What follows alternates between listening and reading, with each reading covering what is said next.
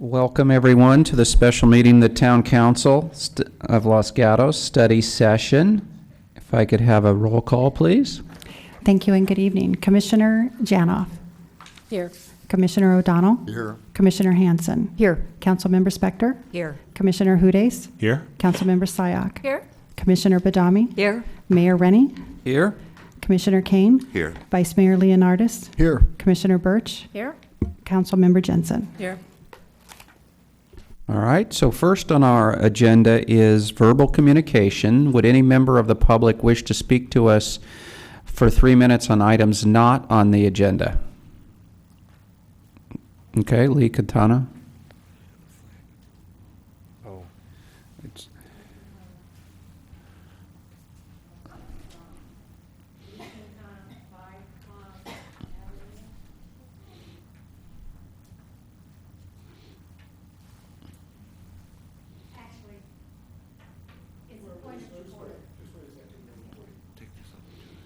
Maybe we could take an opportunity to do the pledge, since I forgot. If everybody could stand and join me. Please join me. I pledge allegiance to the flag of the United States of America and to the republic for which it stands, one nation, under God, indivisible, with liberty and justice for all. Thank you. It's really just a point of clarification. Will the public have the opportunity to make comments after the presentation and the discussion by the Council and Planning Commission? Yes, we will. You will. Thank you. All right, so would anybody else wish to address us on something not on the agenda? Seeing none, let's move on with the study session. Did you want to say something about, looks like we have cards for everybody, Jennifer, or go ahead. Good evening, Mayor, Council members, Planning Commission. I'm Jennifer Armour. I have the privilege to be managing the general plan update for the town of Los Gatos. You will get additional information from our consultants about what the business cards and other handouts that you have available to you in front of you today are for. But I just wanted to say that we're really excited tonight to be kicking off the general plan update process with this joint study session.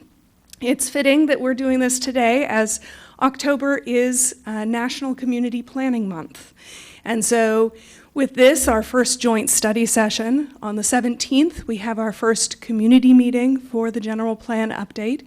That's going to be over at the JCC. And on the 30th, we have our first meeting of the General Plan Update Advisory Committee. I also want to thank I know that we've got some General Plan Advisory Committee meeting members who are joining us either here or watching this meeting to hear the discussion so that we can incorporate that into our meeting. But I really am here to introduce you to our consulting firm, Mintier Harnish Planning Consultants. We have Rick Rust and Brent Gibbons here to make a presentation for you tonight. Thank you.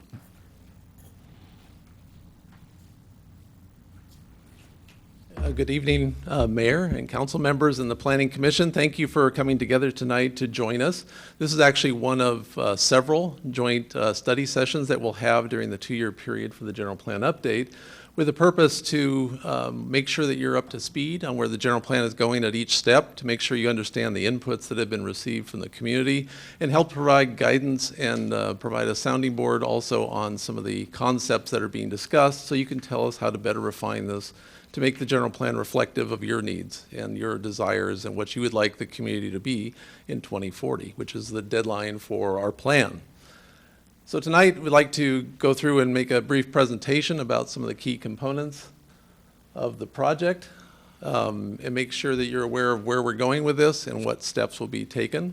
We're going to talk about the public engagement process as we go through this, and we'll talk about how the public will be engaged at every step of the process. It'll be as transparent as we can possibly make it so that everybody has a chance to have their input on the ideas that are proposed and has a chance to be heard as we go forward and bring that back to the full council and to the commission during your decision-making process. I'm happy to say tonight there's no decisions to be made. I know you just finished a financial committee, and so tonight is just to listen to where we're going. But we are going to ask you at the end of the meeting to provide us some input on what you think are some of the key challenges and opportunities that we should address as part of the general plan update. So I'm Rick Rust, Brent Gibbons here. Jim Harnish is the owner for the firm. Mintier Harnish actually specializes in doing general plan updates and has been doing so for over 30 years throughout California. Larry Mintier, who founded the firm, was one of the original authors of the state's general plan guidelines, something that's been refined several times over the years. But we have a great track record in producing workable general plans. One of the things we want to make sure that we provide to you is a realistic plan when we're done. We can often provide you lots of programs and policies, and if they're not really the ones that you can afford to do, the ones that you desire to do, the ones that you have the staff resources to conduct, we want to make sure that you put forward to your community the items that you're looking to implement, the items that you can implement, and to get that into the plan itself to guide our future. General plans are quite a comprehensive document in nature, covering a broad range of topic items, and we've got a number of other consulting firms with specific expertise that will be important as we go forward. We've got for Rincon, we'll be doing our environmental analysis, including the eventual programmatic environmental impact report at the end of this document. For economics, ADE has been working with us on a number of general plan updates and provides us a look at market factors that might be influencing our futures, but also look at fiscal and financial sustainability and how the plan may influence those and how they can be adjusted to best to get you in a positive mode going forward. Fair and Peers is our local expert in this area and throughout the state in doing transportation planning. They'll be looking at the full picture of mobility, and when we talk about mobility, often in the past, this was how you move cars and vehicles around, which is obviously an important component. But we need to look at the complete package, how we move around pedestrians, bicycles, transit activities, and not only those different methods, but how we make sure that we have covered all the populations we need to serve, whether it be the elderly, the handicapped, those that need additional services in the community. How do we make sure we have a complete transportation system? Urban design with WRT, they'll be looking at the overall objective standards, perhaps as we look towards enhancing those or refining them, how we provide good design guidance for development as it goes forward, how we provide a good direction for what you'd like the community to stay looking as we go towards the future, and how to ensure we keep that consistency of the place that you all love and live in. And then Urban Green also helps us with sustainability ideas, and that is the overall resiliency of the community for weathering through the next 20 years. Our objectives tonight, as I mentioned, is to give you an update on where we're going. We are right at the beginning of the process, so nothing significant has moved forward. We're getting everything together, such as the website we'll be talking about tonight, the public engagement program, and the first community workshop. And we're starting on the development of the background report, which contains the existing conditions and trends. That'll be a good foundational item to understand as you look towards the future. What is actually happening in the community from a statistical, demographic, socioeconomic standpoint, and how might that influence our future going forward? We'll hit briefly on the guiding principles that you've established for your General Plan Advisory Committee that will be used as they go forward in looking at their meetings and guiding their discussion and recommendations towards the Planning Commission and the full City Council. And then again, we're going to ask you a few questions at the end just to get your thoughts on what you'd like to see in the General Plan update. Just to step backwards a minute, what's the General Plan? You've obviously been using this as part of your role in decision-making processes. But it's important, it's required by state law for every jurisdiction to have a general plan. It's required that you have a document that provides the long-term guidance that you need. As I said, we're looking out towards 2040. Although in the town, you've been looking at doing updates to your plan on about a 10-year basis, and your last general plan was adopted in 2010. So by the time we finish in 2020, you'll be right at that 10-year time frame again. The document is designed to flow in a set of what the state calls elements. You might call them broad topic areas, and we'll talk about what those are in a minute. But it's really talking about what is the vision for the community towards 2040, and then the policies that help get us there.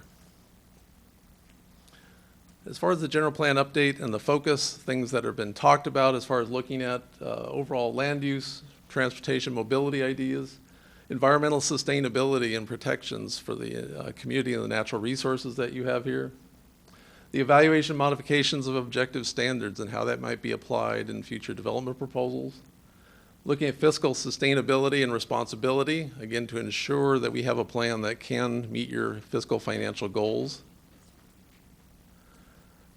including diversity and inclusivity as part of the planning process to make sure that we have a broad public engagement program and that we're responsive to the different members of the community going forward in our plans. That we look at emerging trends in the world, what is changing out there, things such as autonomous vehicles, looking at greenhouse gases, how we talk about climate change. These are all items that some are required directly by state law now in your new updates. Some are things that are in the cutting edge of how we look at planning projects and the overall formation in the community. Recent state laws and general plan guidelines, there has been a significant change in those as far as new additions with state law and the new general plan update guidelines from 2017. Looking at overall refinement. Now we wanted to highlight for refinement. As you know, your general plan has served the community well, and this is not seen as a comprehensive update where we're starting over from scratch. We're looking to build upon the success of your existing plan to refine the items that need correction or better direction or clarity, and to take out the items that have been completed or are no longer applicable to the community. So make sure you have a current planning guideline. And then a very participatory community engagement program, and we'll talk about going beyond just the standard workshops to engage the community. Those that don't typically attend workshops, how can they be engaged and be an active voice in this process? So the general plan, just from the term, it is general. It is a broad guidance. It's not the zoning ordinance where we get down to the specifics of how that project exactly looks, but it does provide the broad guidance. And it's important as you look at the pyramid on the right side of the screen here, because the general plan is the foundational guide for the community.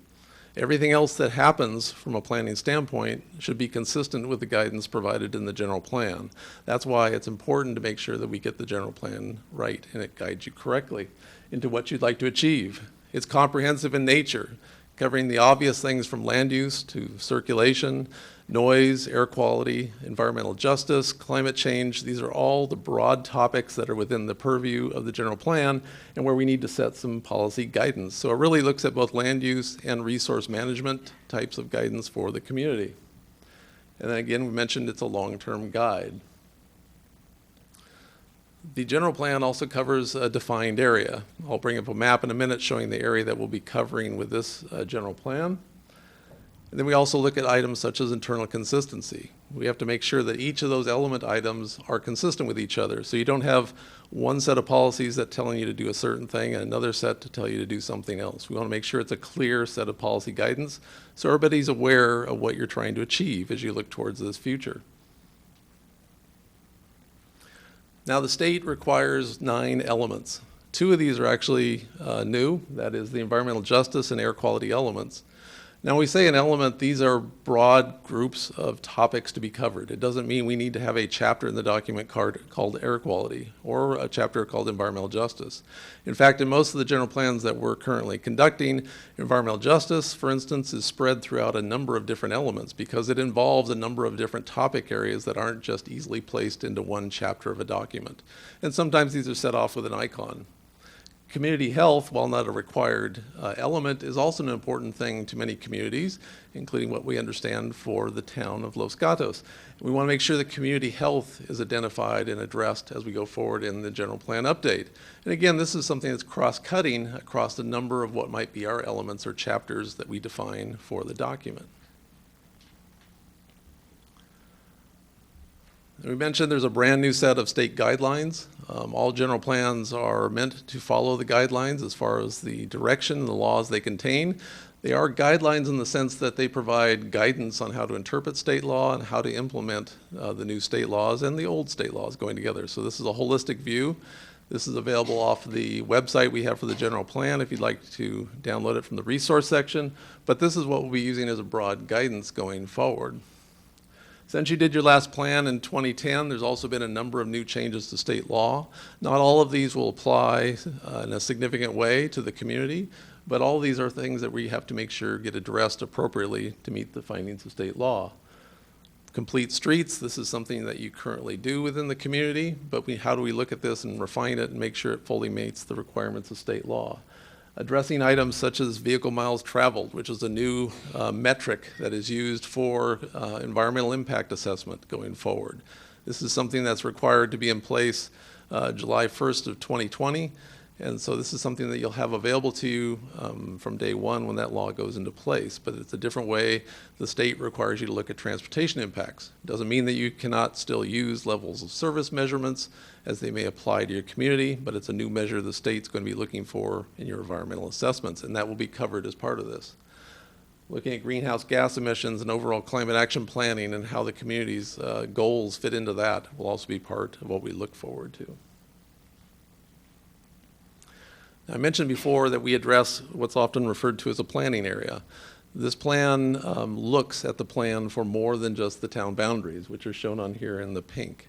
But it also includes the areas that are within your sphere of influence, including a number of the county islands that are inside the town boundaries. The state says that we should have a planning area as part of our general plan that addresses areas that have a physical implication upon the future of the community.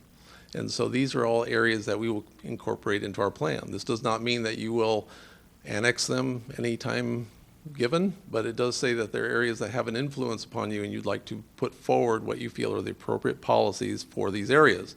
Now, they're still county areas and they still go through a county process, but if they were to become annexed at some point in the future, this would give some guidance. If they're not to become annexed, it provides a basis upon which to have discussions with the county over their future. And so when we talk about the planning area for the general plan update, we're looking at this entirety in the area in blue. We'll talk about the update process a bit for you. Right now, we're just in the beginning of October, so we've just gotten into the project a little ways, establishing some of the major components. In the month of October, we'll have a number of activities. This joint meeting tonight, the public community workshop in the middle of the month, and our first General Plan Advisory Committee, or GPAC, meeting that's going to be held on October 30th. I did want to point out on this slide, as part of our update process, I mentioned there will be 5 joint workshops with the Planning Commission and the Town Council. So to go through the process, these little icons on the we'll show the different areas that we've got study sessions. You see they're kind of spread out throughout the area. We've got a number of them towards the draft plan, where we'll be talking about the individual elements and providing enough time to go into details about what those elements say and do for you as a community. We've also got a number of 5 community workshops that are also scattered throughout this. We have meetings with the GPAC. On the schedule that's shown up here, we only show a few of the GPAC meetings because they have specific targets that we need to hit and what they need to cover. But in between there basically is the allotment for a GPAC meeting on a monthly basis. Right now, we're looking at the second Tuesday of the month. And again, that's subject to change as your GPAC composition might change in the future going forward. So if I could interrupt, this might be a good place to allow questions. I think we're kind of going into a different section. Sure. I'd start off by saying environmental justice might be a term to define a little bit. To me, that means you don't, poor people don't get all the pollution, but maybe you could explain that a little more in case others don't quite know what that term means. In a broad sense, it's talking about putting impacts on communities that are more impacted than others as you look forward. So the idea that lower income housing might always be next to the area that has high pollutant loads, high transportation exhaust emissions, et cetera. Those might be areas of environmental justice concerns. This community doesn't have a ranking in Cal EnviroScreen as having a disadvantaged community within the area, but it's still something that we'll look at for how the community overall functions for a good basis of the distribution of those impacts. So it's just that you're not putting an unfair disadvantage on a given area because of concentrations of things that may have pollution, hazards associated with them, those types of activities as you look forward. So it's just how to provide a good look at the fair distribution of exposures. And Okay. of course, avoiding those exposures in the first place for all the population is the priority.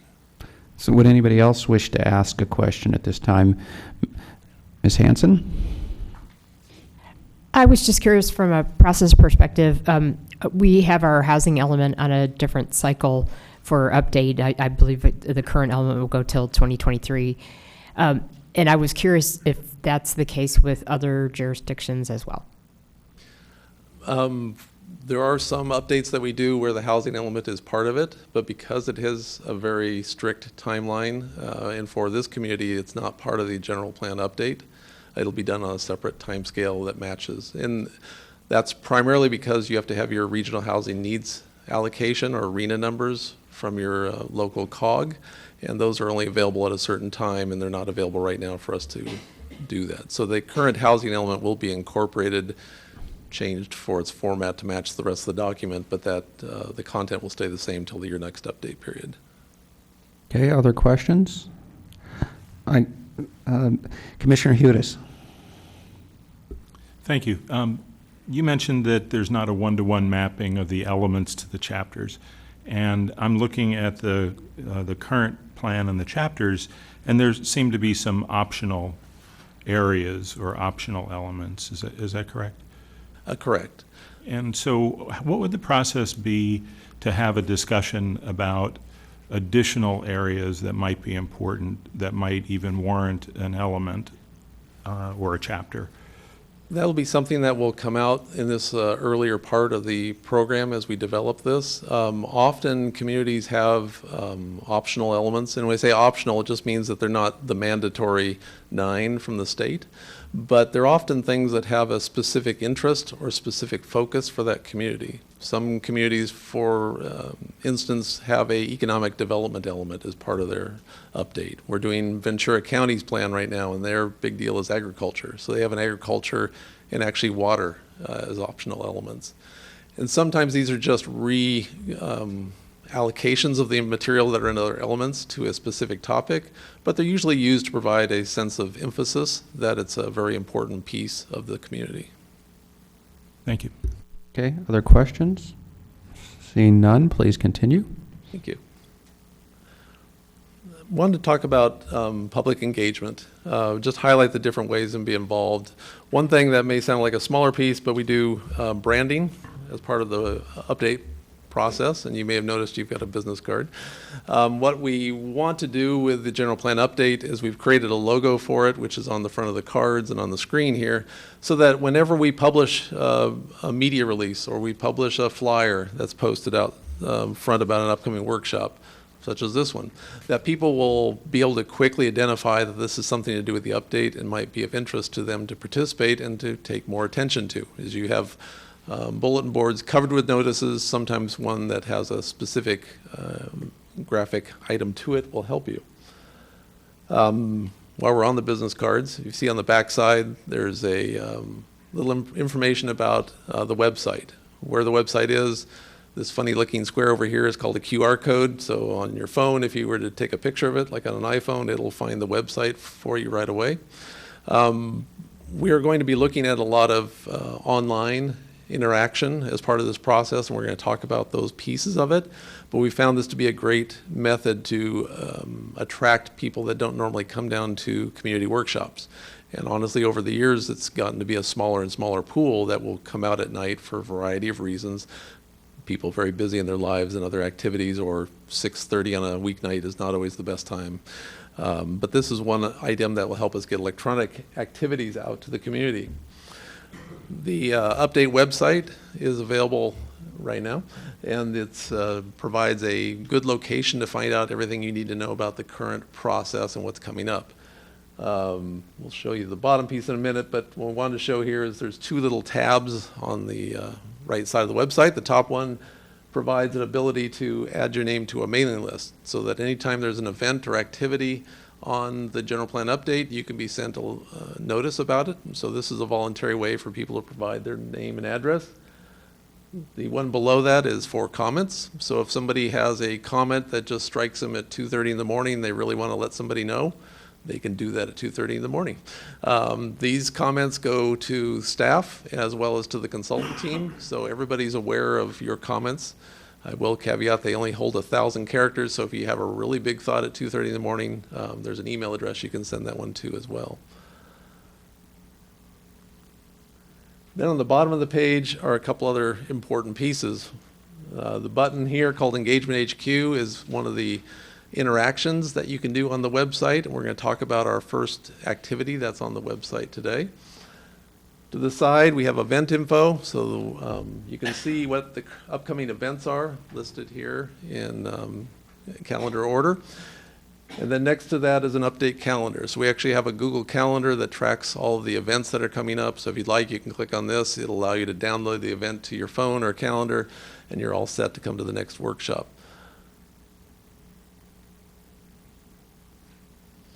Email blasts is part of the project. I mentioned the fact that we have our own email list we'll maintain from people that sign up at workshops, people that sign up off the website. The town also has its own listing, and some of you may have listings as well.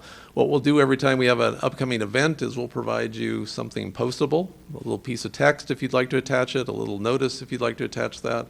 And so it's a way for you to help spread the word.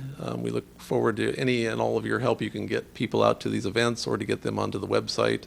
You may see we've given you more than one of these, so we're hoping you'll pass these out to your friends and neighbors and they can join us on here.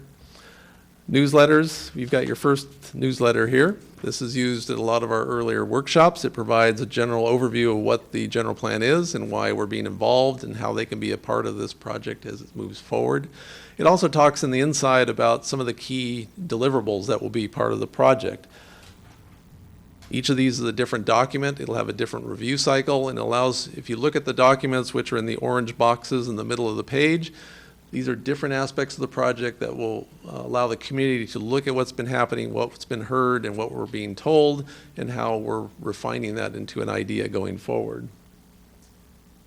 Media releases to the newspaper, also social media is an important part. Looking at the website analytics tonight, it looks like we've gotten a few referrals off of Facebook already, so that's a great tool to get the word out. Nextdoor, Instagram, Twitter, Facebook, these are all avenues that we use the town's existing social media accounts because they've already got people liking them, and they're going to get information now about the general plan update going forward in the future.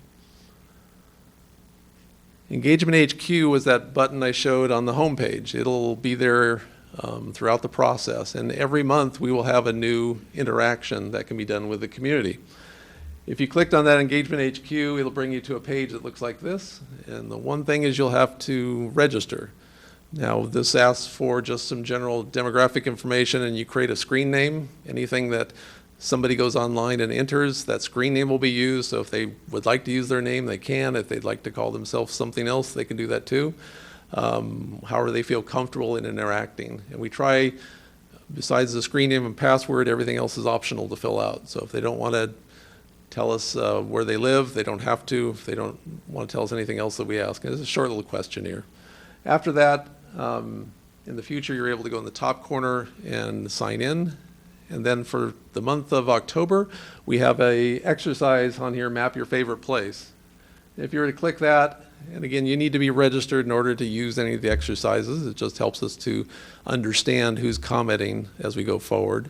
But you'll be taken to this map screen here, and from that, you can zoom in to any part of the community that you'd like to look at. You can grab the little green places I like icon and drag it on the map. The map zooms in right to your backyard. If you'd like to talk about your pool, you can do that. And you drag it on there. You can type in a piece of text that describes what you love about that area. You can add a photograph if you'd like to.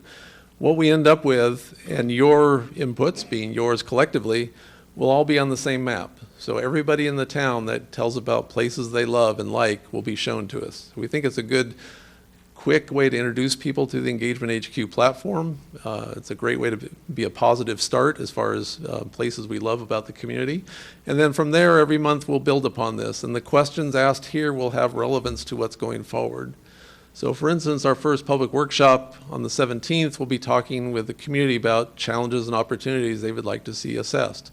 The November Engagement HQ will ask people what they think are the challenges and opportunities they'd like to have addressed. And it's a way to echo online what happens in the community workshops so that nobody's left out, nobody's left behind, and all inputs are counted.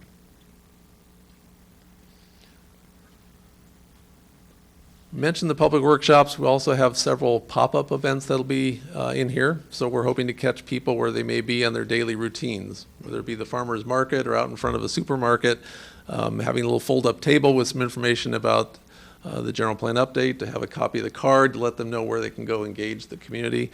These are all important things, and we get a lot better input from a lot broader fabric of the community, so that the plan and the issues that we're talking about are those for the entire community and not a smaller sample. So we're hoping to really broaden out who's engaged in the exercise to develop the plan. Here's our first community workshop. It's been mentioned a few times. There is a flyer out front. There will be flyers that are posted around Town Hall and are available on the website as far as telling people where that will be located and what we're going to do when they show up. Our GPAC committee, we've highlighted a little bit already, and this is obviously not a picture of your GPAC committee because they haven't met yet, and it's only 12 people as opposed to 20 some odd. You have a very good sized General Plan Advisory Committee. We've had some that have been over 30 people, and as you can imagine, they get a little busy. Trying to look for the great politically correct word to call it. But they don't achieve as much because everybody's got their own little things that they're very interested in. We hope to have a very good relationship with our GPAC committee going forward. As I mentioned, we've got scheduled to be there at least once a month. Sometimes we might skip a month and have two in a given month, depending what's out there. We want to make sure the GPAC's meetings are fruitful and they have a definite purpose to them, so that everybody there at the meeting feels like they've spent a good few hours with us, refining the plan and helping us fix this up. Now, the GPAC is one method to provide a sounding board. They're our first line of attack, if you will, as far as looking at the ideas and concepts, looking at the information that's out there. We didn't have the opportunity this time, but in the future, when we have our next community workshops, the GPAC will discuss what exercise we're going to do at the community workshop and how it'll be phrased.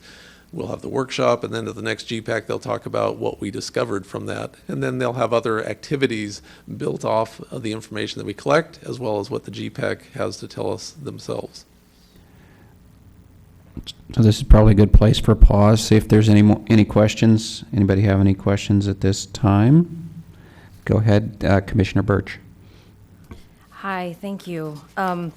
I just wanted to ask a quick question on the website, on one of the items that has the ability on the outreach program where people can sign in and be engaged.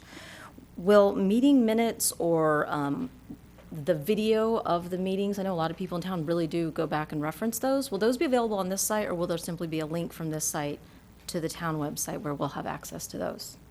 A little bit of both. I'm just trying to get back to my website screen. Under the participate menu there, there's a little, what they call an accordion. You'll see a listing for community workshops, one for joint town council, planning commission, town council, and community workshops. Under those will be the listing with the newest ones on top of each meeting. From there, you'll be able to download agendas, PowerPoints. For instance, this PowerPoint will be put up on that site tomorrow morning. Any materials that were provided at that workshop would be available on there as well. And so you'll be able to come here and get them. Now, as far as agendas and minutes for items such as planning commission, town council, those will all be linked to the town's website so that we have the same material the town has in case there's corrections or updates. It'll be live that way. Materials such as like this PowerPoint, we'll post that directly ourselves. But the idea is that anything we have at the meetings will be available to the community. Okay. Any other question? Seeing none, continue with guiding principles, please. Guiding principles.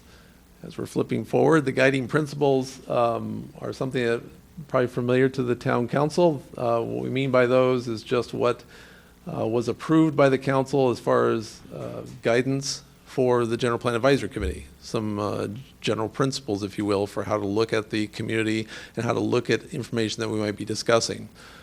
These are the topic areas that fall into the principles, looking at a transportation system that's supportable and provides that complete support idea, the sustainability of the community, both fiscally and long-term land use planning goals within the community, fiscal sustainability, responsibility, community vitality, unique neighborhoods, and diversity and inclusivity. These are all items that were adopted by the council and will be used as a talking point in our GPAC meetings as far as providing the broad guidance for what we're trying to achieve as we go forward in each of these meetings.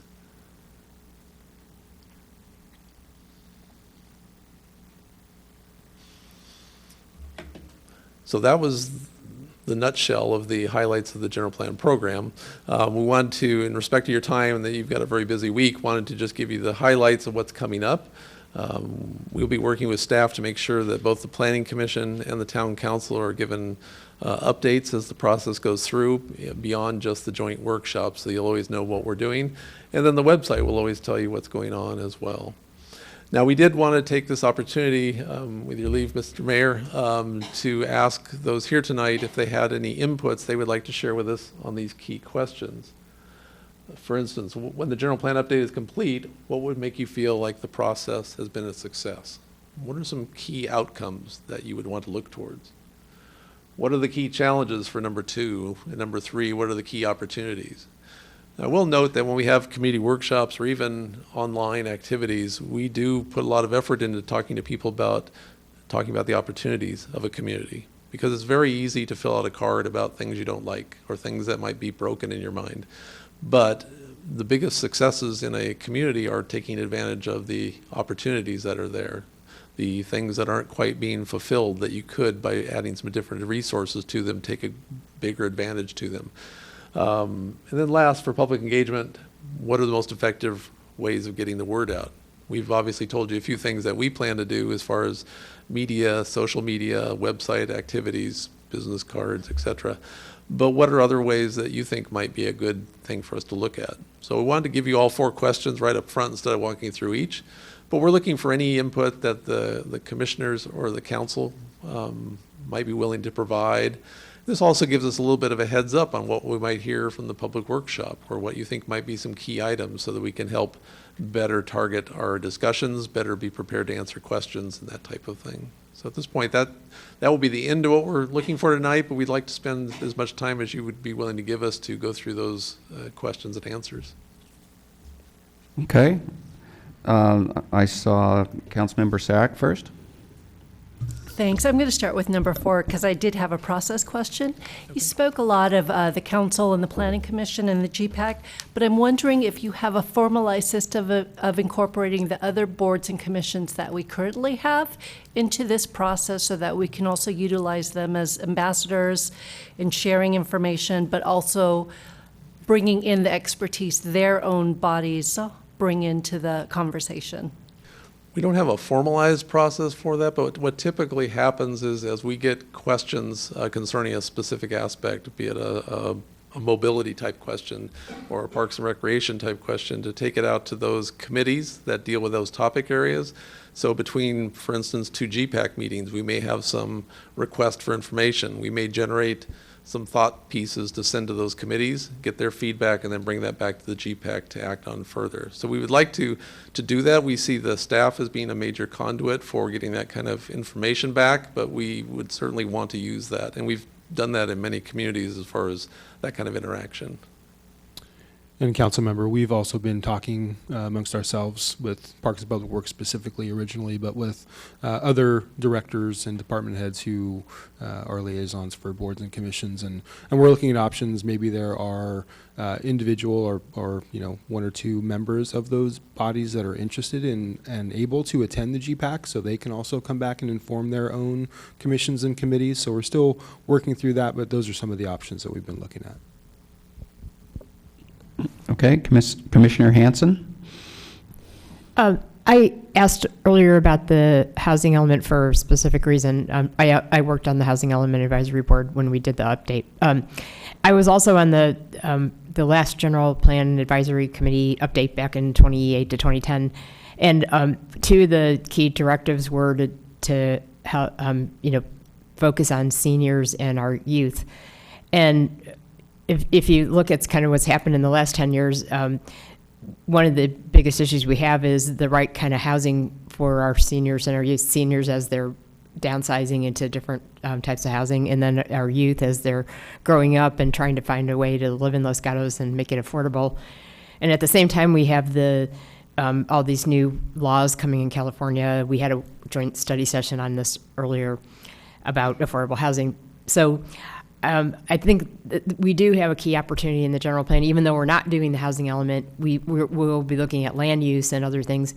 I'm hoping that we can, see if we can do more for our youth and our seniors, because that's an area that I don't think has been covered as much in terms of getting them what they need. Absolutely, Commissioner. That's something that will be discussed as we go forward. You can't go turn a blind eye to housing, because the one thing about the general plan is all these things interact with each other, and we can't treat one topic and find out it has a negative effect on our ability to provide the housing we would like to provide in the community. So we will have to look towards that end. We'll have to make sure that we protect what was already promised in your last housing element as far as what you're trying to achieve, and make sure that we don't put up additional impediments towards the provision of desired housing within the community. Commissioner Badami? If we're looking for more clarity with the general plan update, I'd like to see more objective material in defining town character as it relates to land use issues. I think it would help the public, staff, commissioners, and council with some of the land use issues and trying to determine what's compatible in a neighborhood and what's not. It might put us all more on the same page. Yes, ma'am. That's one of the key marching orders we have as part of this, is to provide some better clarity and review of what the objective standards are and what they might need to be in the future. I'll go ahead and add to what Commissioner Hansen started mentioning, is that the state laws I see as a challenge to Los Gatos. We're losing a lot of discretion if somebody brings, at this point we think two home project, we start to lose a lot of discretion about views, which are something that's important to protect, and privacy.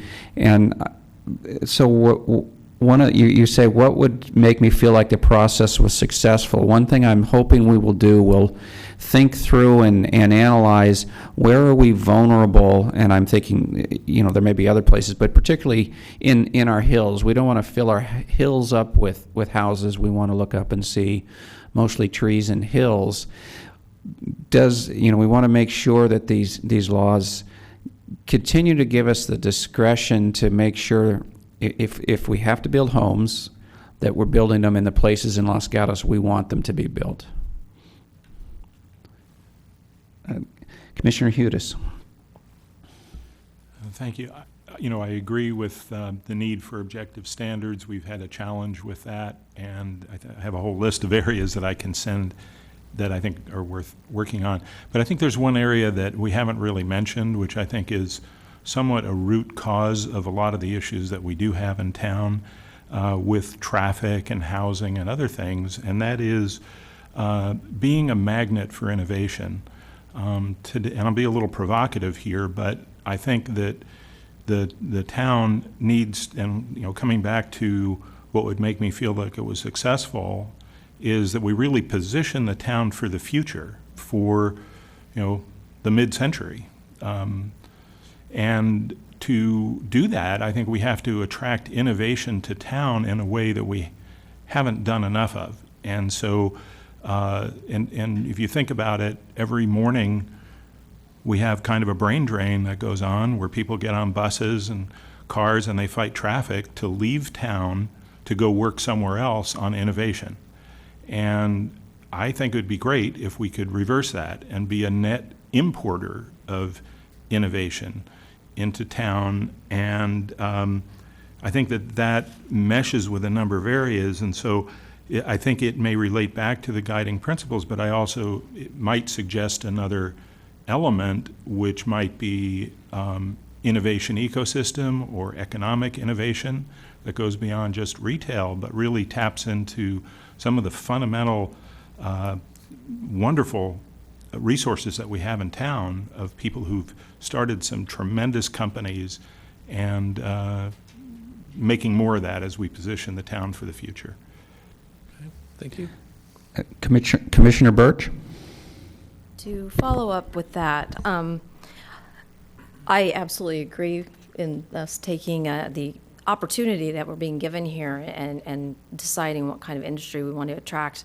You're going to have an economic contractor assisting you. I assume the town economic vitality manager will be very involved, because one of the things I would like to see us discuss is there's a distinctive need for satellite offices for firms, larger firms, and in the industry I'm in, I've been hearing a lot of conversation around this as far as getting traffic off the roads, better work-life balance, and I feel like the location where we're at, there's a kind of a small market there that really needs us, and we have a great opportunity to grab hold of some of the larger companies that will sustain us through perhaps an economic downturn, which we know is coming.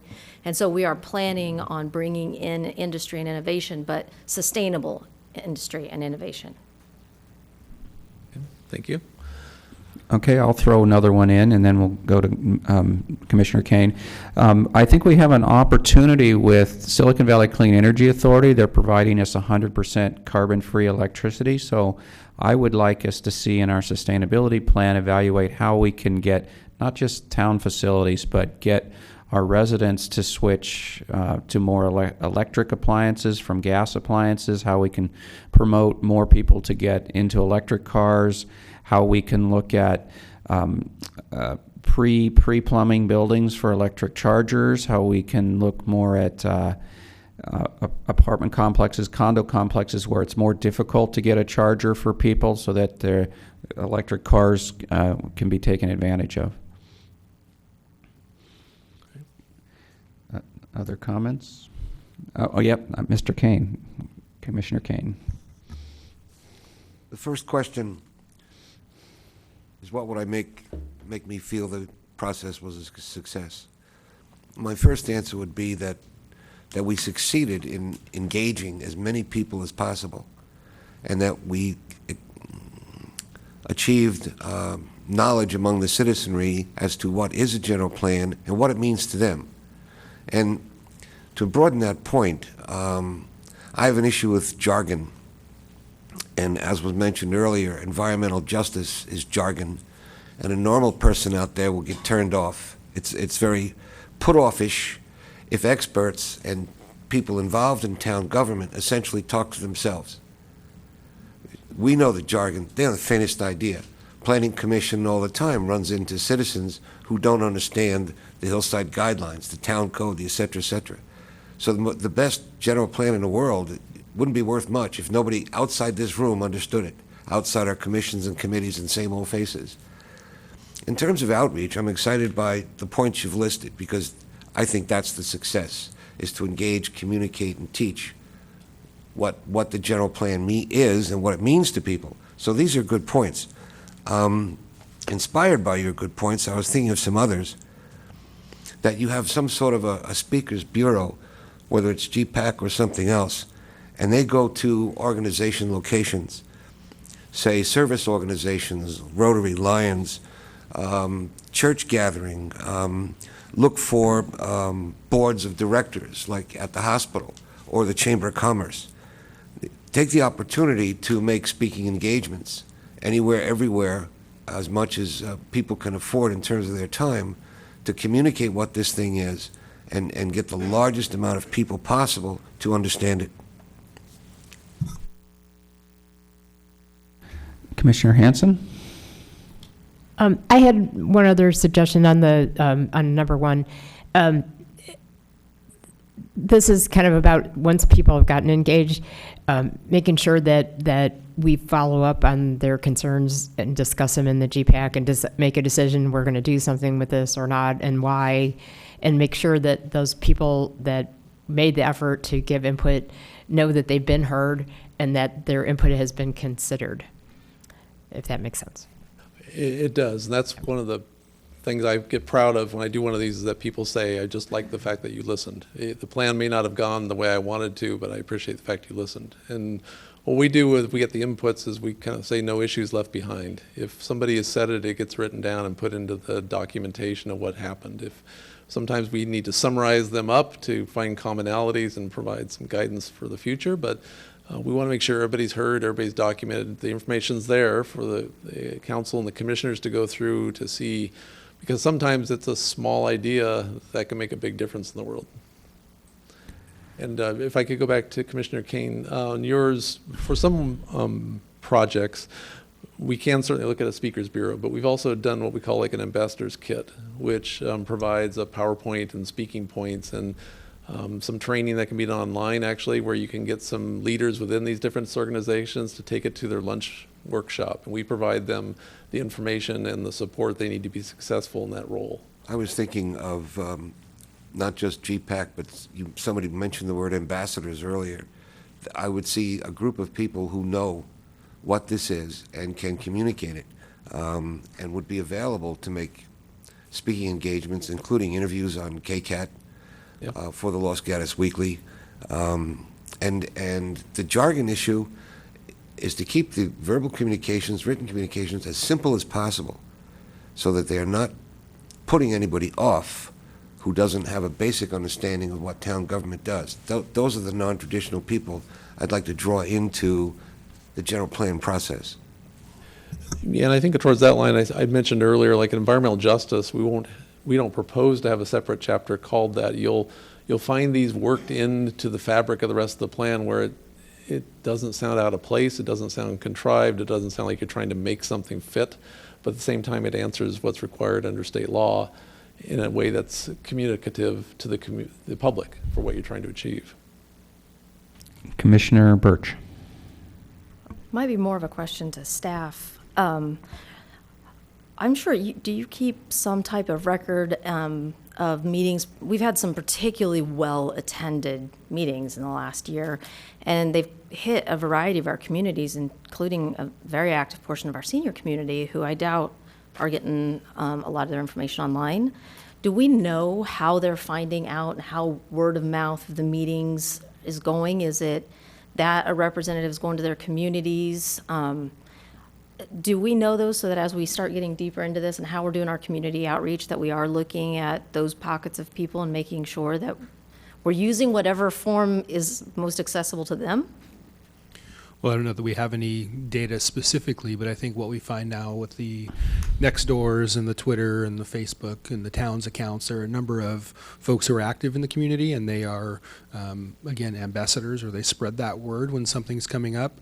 I think a lot of it is coming through the Nextdoor with the various neighborhoods that they have set up and the town's general site that we have. Okay. And so I think we will definitely be doing those things. We'll also be looking for opportunities for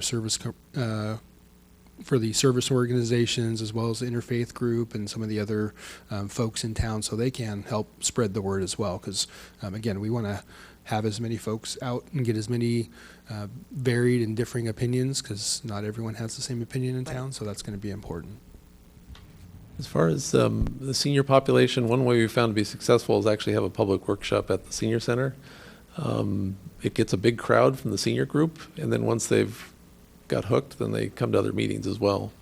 And regarding social media, actually, you'd be surprised who's on Facebook, because I think a lot of the population started to try to watch their kids on it, and now they're in their 50s and 60s, and the kids aren't on it anymore, but they are. Commissioner Badami? So we talked about engaging the seniors, but I'd like to get our youth involved. We have a very active youth commissioners within the town of Los Gatos, and I think it would be helpful to reach out to the high school and get them involved. And as part of the beginning of our process here, we have that opportunity to look towards that with our next semester. At the beginning of next year would be a good time to engage, so we can find a good teacher at the high school level, or if any of you have a contact for that, we'd be glad to provide that type of interaction as well. I have a question for you. In part of your presentation, you talked about part of the job is to make sure the elements are consistent within the general plan. Have you looked at our current general plan, and did you find some inconsistencies that you think we need to work on? We haven't got to that step with it yet. The next step is both, as I said, the background report, plus we do what's called a general plan audit, where we actually go through every goal, policy, and program in the general plan. We categorize them for if they're complete or not complete, working with staff to make sure that we have the right parameters for that. And then we also will look through the whole document to see if we have things that are going the wrong direction as far as what they're trying to do. But at this point, we haven't finished that type of look, but that's in the next phase. And you're going to be really just staying within the general plan. Part of the consistency is, yes, within the general plan consistent, but then we have other things underneath the general, maybe our hillside guidelines or things like that. Are they consistent with the general plan? Are you going to be looking, I know it's supposed to flow from the general plan, but I guess the question would be also, do we need to work, are there certain things that look like they're really not consistent from where we are or maybe where we're going to be? As we go through this, we typically, we don't have a holistic way to march through each ordinance the town has right now. But as we work with them, and we do work with all the documents, for instance, our background report piece on land use will have a discussion about what the zoning in your hillside ordinances are designed to do. And as part of that, we start to notice things that we think are askew or not in keeping with the general plan. And as we go through the evaluation of your current plan and with the GPAC, that'll be one of the questions, is which one of these is going the right direction? Because right now they're going the opposite direction, and try to bring those back to a common point. So as we go through it, we will identify some of that. I can't say it's going to be a 100% review of those different ordinances, but we do make a point of keeping track of what needs to be adjusted. And so I would add to one thing I would hope we would be thinking about is our boulevard plan on Los Gatos Boulevard. We've undergone a lot of changes in the last several years, and I'm wondering, are we still consistent with the plan, and are we still happy with the plan? Do we need to modify it? The world of retail has changed. The boulevard was really meant, the last time I'm sure we thought more about in terms of retail, but can you have a full boulevard of retail? We now, we stuck medical office in the middle of it in one spot, and somebody else wanted to come in with more medical office. I'm thinking that we should maybe think through the boulevard plan also, and maybe as is fine, but I think we should think through it. And as we go through the economic assessment for the realities of the market, where we have leakages in our current pro forma, both retail and industrial and office space, and what is not being met locally that there's a demand for and is being purchased outside the community. You mentioned the idea of these satellite offices. That is a great possibility for the community. And how do those fit into this fabric that you developed? How might they fit into the boulevard plan or other parts of the community? So yes, we will look at that and how that all needs to be perhaps adjusted in the future to be consistent with the future general plan. Okay. Councilmember Sack. So once the general plan is complete, how does the zoning fit in with this? Because one of the things that we have noticed going through different projects is that oftentimes there may be a discrepancy between what the land use is versus the zoning. And will that be a project after the general plan is completed to look at how the zoning is now correlated? I don't know who's the best person to answer that. Thank you. So there's a number of opportunities. One is where the zoning designation and the general plan land use designations aren't consistent. We can have that conversation to see if we want to make those consistent, whether it's changing the general plan to be consistent with the zoning or vice versa. I think the other opportunities will be potential zoning code amendments that relate to height or density, coverage. If there's new open space standards added to the general plan, we're going to want to have subsequent modifications to make the zoning code consistent with those new general plan parameters. So there are a number of opportunities, and I imagine there will be a pretty large work effort to make those amendments, whether it's to policy documents or to the zoning code, following the general plan adoption. Go ahead. And I wanted to ask you your advice, in having done this for a while, how to work with our neighboring cities, because we neighbor Campbell, we neighbor San Jose, and a lot of what they intend to do in their future general plans will impact us and vice versa. So is there a process that you've been through where you engage with at least a certain number of your neighbors so that we're aware of each other's future development plans and land use plans? We have had a few where we've done a kind of a technical advisory committee where it's a staff level discussion about future plans and programs. Having something agendized with the Council of Government locally and being able to look at bringing everybody together from that standpoint. Some of it could be driven also by where we find incongruities between the directions the two organizations are going at, and try to get together with that staff to find out what the basis is and how that might be corrected. In our existing conditions report, we will talk about the surrounding jurisdictions and their future plans, what are the big changes that they have proposed, what's on their agenda for looking out at new redevelopment kind of components or new development projects, and where might these be loading onto highways or traffic ways, or how might this impact our circulation system, which is already heavily impacted in the community, to make sure we don't add to that. And then it's possible to bring together local staff to have some discussion, at least to make sure that we're informed about what their plans are, if not some guidance on where they might be more compatible with the future of Los Gatos. Councilmember Spector. Thank you, Mr. Mayor. First of all, I want to tell you I appreciated your presentation. It was well done, succinct, to the point. Thank you. So that sort of circles to my input with regard to the general plan. I'm looking at it from a procedural way and also from a substantive way. Procedurally, you're going to be doing a lot of outreach. So I would be looking for you for guidance as to how to prioritize and focus, to take all of these elements and things and facts you're going to get and help us prioritize and focus all of those so we have not only a general plan, but the most effective general plan. So that's what I would be looking at from a process point of view. With regard to the substantive issues, I have three. First of all, everything everybody said was great, but I decided to cull my personal ones down to three. And one was making our development standards consistent with the state law objective standards.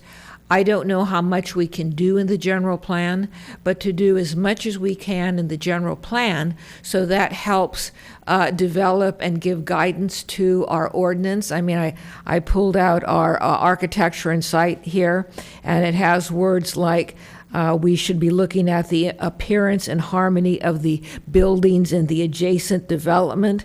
We should be looking at the character of the neighborhood.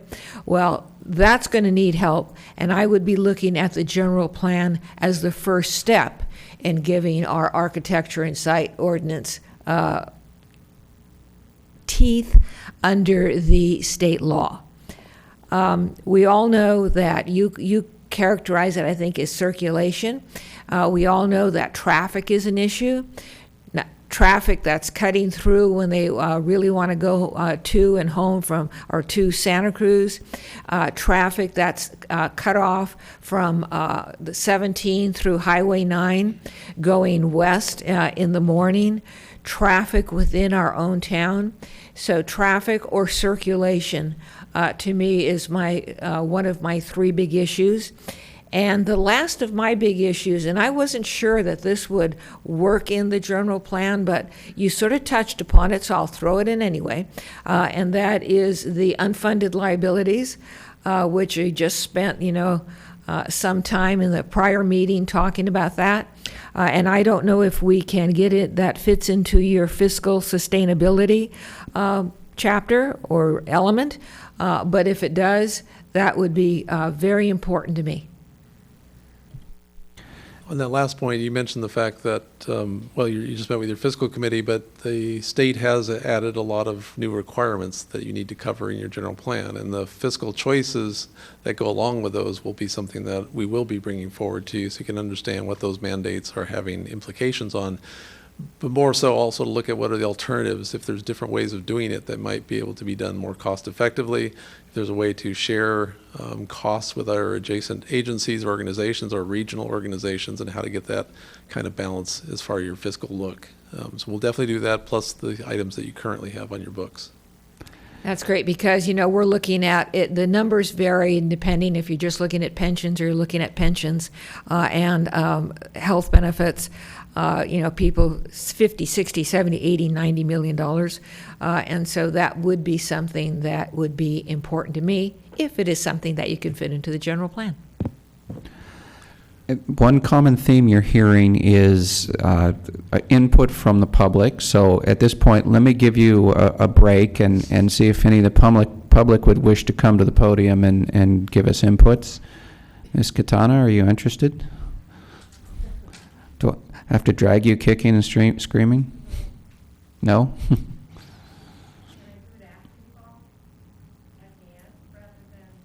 Well, I get a sense we're starting to wind down, so if you'd like people to react to your comments, now is probably a good time.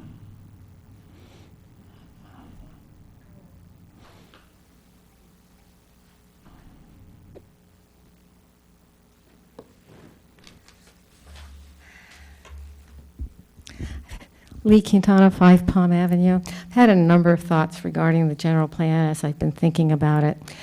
And one is to have realistic goals and visions, because I think sometimes we have visions that are unrealistic, and it raises expectations that can't be met by the public, and yet they take it all very seriously, as I do.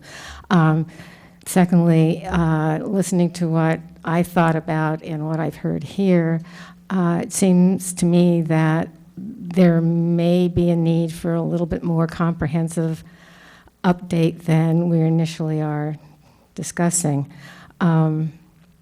Thirdly, I'd like to see during this process that we identify plans and elements and various other documents that are no longer relevant and could be eliminated or need to have major revisions. And one thing I've been thinking about along that line is the Vasona element, because so much of the Vasona element has been implemented and could easily be incorporated into the general plan, instead of having what, to me, when I read the general plan, is not very understandable transitions between the land use and element and the Vasona element.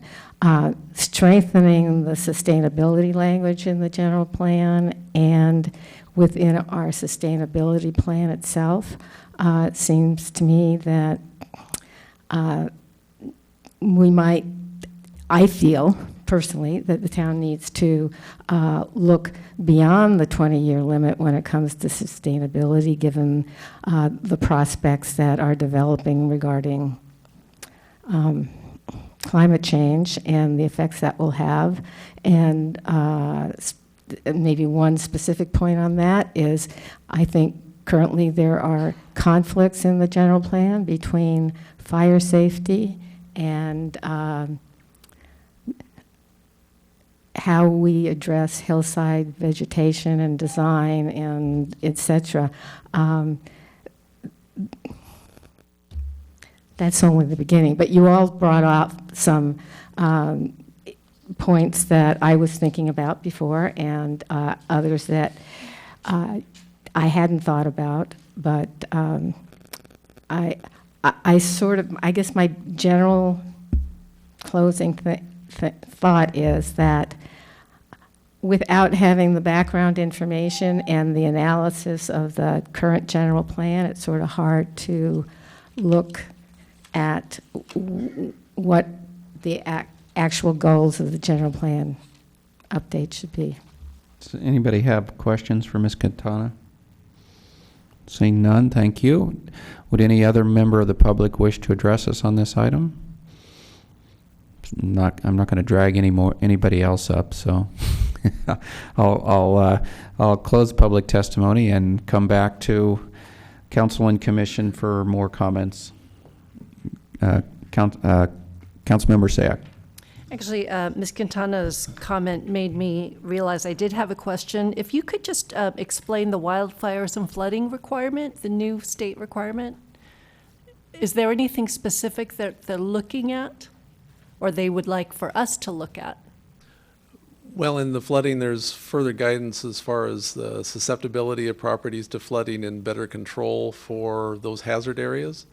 In your hillside areas here, you're going to be looking at what are the better protections for wildland fire safety, being able to plan towards that, being able to tie this in also with climate change and the ideas of heavier growth with drying and longer periods of heat that may make it more susceptible to fire, how we incorporate environmental design into siting, how we provide defensible space.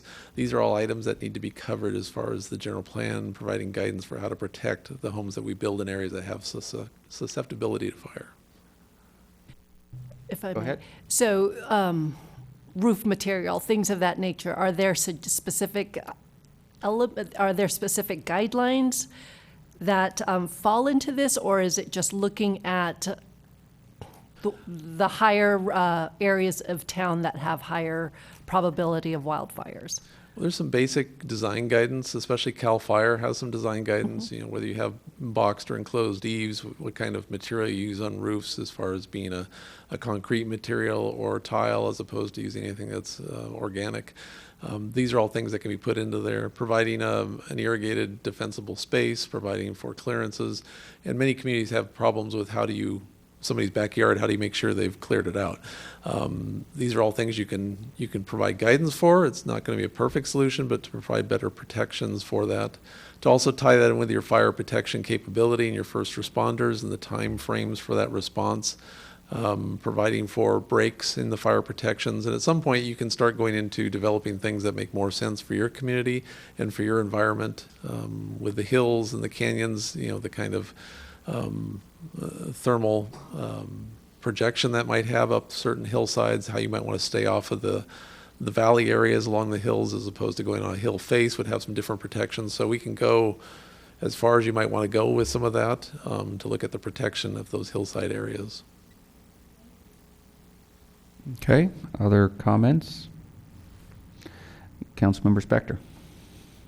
Thank you, Mr. Mayor. Ms. Quintana reminded me, either because of what she said or what she said in the past, and that has to do with the wording of our general plan.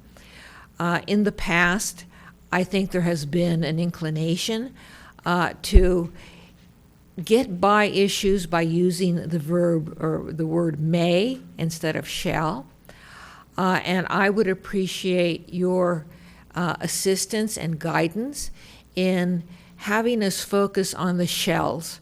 So this general plan reflects things that we will do as opposed to things that we can easily vote upon and get a majority and then never accomplish. Yes, I'm very familiar with the word, how those terms are used, and I was actually a planning commissioner myself for about 7 years, so I've had to go through a zoning code update and a general plan update as a commissioner and understand battling around with the shoulds and shells of life and what they really mean and how they apply in the future. And yes, many areas have used should extensively as a way to get out of making a decision at some points. So we'll guide you through that and tell you where you really shall do something and where you might want to think about it. All right, well, let me add another one. I think we have an opportunity with our bike and ped plan. We spent quite a bit of time creating a bike and ped plan, so I'm hoping that can really feed into our mobility element and discussion. And maybe as part of that, I don't feel like we have a very strong TDM plan in town. If you know, we've recently been getting office building proposals coming forward, and it felt to me like we didn't have much guidance on, or we didn't get an opportunity to align them with a TDM plan, because we didn't have one to align it to really. I think staff might say we have a TDM plan, but I don't think it's very strong. So I think that's an opportunity and something I would see success if we thought through that also, or somehow the general plan could give guidance on that. Absolutely. Any more comments? Commissioner Kane. I want to underscore what Commissioner Sayok said, because she read my mind. Our hands both went up at the same time. Listening to media today, they point out that of the 10 worst fires that we've had in California, 7 have occurred in October. That October is the deadliest month for wind, dry, heat conditions to set the hills on fire. I remember, was it 10, 15 years ago? We had a fire coming north along Highway 17 in that area, approaching some of the senior citizen housing we have out on South Broadway, South Santa Cruz. So that does concern me, and you've made some general statements. I don't know if the general plan is the place to have it, but if it isn't in there, maybe we could get it in there, that we have specific preventive measures to be taken. Certainly the houses can have clearance areas and that sort of thing, but that's not the danger. The danger is where people don't live and the fire can come rushing north as it did 10, 15 years ago. Maybe we could have a provision in there for brush clearance and funding. Not just we say brush clear, but actually have set aside the funding to get that done, and other fire preventative measures. We are in a fire zone, according to the current papers. I mean, we've got woods and forests just south of us, and I feel some jeopardy from that, having been here 10, 15 years ago and stood on that fire line. And that's going to be very applicable, sir, in what we look at going forward. As you saw in the recent fire here in Reading and the fires in Santa Rosa, they didn't behave like fire people expected. The fire breaks didn't work. The ability of the fire to jump across 101 in Santa Rosa was not seen as being likely, but it did. And so we have to plan beyond just the likely to what really needs to be protected in the community. That's something we'll be talking about as well in the general plan update, I believe. Commissioner O'Donnell. I think what we've said I find very interesting and worthwhile. One thing, however, that I don't think we've accentuated, which to me is one of the major problems this town has, and that, of course, is the traffic. It isn't just the Santa Cruz traffic. It is a lot of traffic. We have taken some positions in the past, for example, as to 17, which people are now expressing some reservation concerning and qualifying what we really mean. I think we should address those issues. Whether we change them or not is another point. But I've lived here a long time, and the traffic is so bad now, and that is not necessarily just on a weekend. So I think the biggest single problem we have as homeowners or as apartment dwellers is the traffic. And I would like to think that a lot of what we do will deal with those issues and find out, for example, whether we are still against the expansion of 17 or not. So that's my input. And I definitely want to echo that. I was just about to bring that one up. We have a policy that says something very close to, we will not widen 17 because it will negatively affect our quality of life in Los Gatos. We're now beginning to think that we're negatively affected because we can't keep people on the highway. So I agree that we should examine the assumption behind that wording and see if we want to modify it. Okay, we'll do that. Commissioner Hanson. I just had two last thoughts. On the guiding principles, there's one of them is community vitality, and it made me think about, I don't remember from our last general plan update that we had a whole lot of businesses as part of the process. We had a lot of our residents as part of the process. So what my question is, how are our businesses within our Chamber of Commerce being involved in this process? Through mechanisms such as the Chamber of Commerce, other economic groups that you might have in the local area, the Realtors Association, Builders Association, other kind of groups like that, will be provided information regarding this. The message you said earlier about the ambassador type program, those groups are excellent candidates to get that kind of word into them and to get their feedback back as well. You probably have a downtown association as well that could provide information on the viability of the areas of the community that they are involved in as well. So we would look to engage them directly that way. So what you're saying is they're welcome and encouraged to be part of the process? Would they be encouraged to be part of this ambassador program where they can be provided the presentations, provided the materials, provided access to that information? And if we have a group of speakers, like a speakers bureau, we can arrange to have them at part of those meetings to inform them about what's going on and get their feedback. Okay, and then my other question, it was on the point of the guiding principles for unique neighborhoods, and I talked about this in a different way earlier, but I hope as part of this process, when we're looking at the land use element, that we're doing what Ms. Quintana suggested, which is taking a little bit more of a comprehensive approach than we did 10 years ago and saying, is this the right way to approach land use for this part of town? Or is this the way that we want this neighborhood to be in 2040 or not? And so I hope that we can do some of that as part of our general plan update process, is kind of look at it strategically.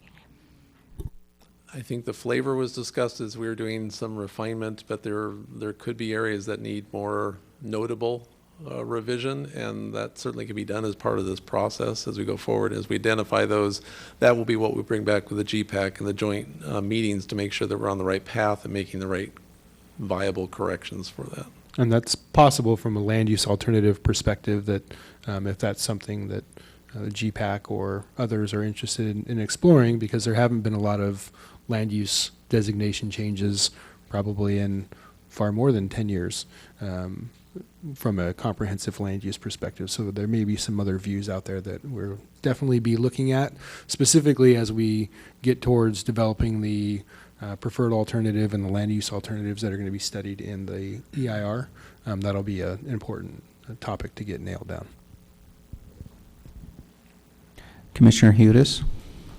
I might want to add a comment about historic preservation and the historic character of the town. I think it's been a little while since we've done work on the historic districts, and maybe there's an opportunity to look at including new areas into historic districts. For instance, there's areas between Main Street and I think Main Street and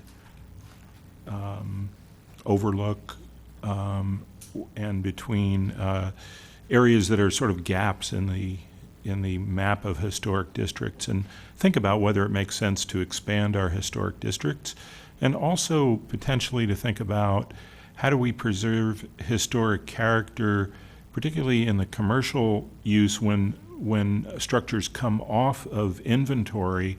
Is there a way to continue to enforce historic character in the development that comes after something comes off? On the Historic Preservation Committee, every time we meet, it seems like there are structures coming off of the inventory, but we don't have a lot of teeth in terms of how do we continue the historic nature of what comes next. Okay. So it looks like we're winding down. You have all the input you need. Do we have anything else you need from us? Anybody want to make comments before we close? Commissioner Badami. So this new branding and logo on the cards, it's very fresh. So would the general plan update also include updating possibly our town cat as part of our logo and branding? Well, I'll ask our graphic artist if he has some spare time to think about that. We actually, for another community, we took our logo we did for the general plan and modified it to make it was their town seal by the time we were done with it. So. All right. Seeing no other hands, then I'm going to call us adjourned, and thank you for your time. Thank you very much.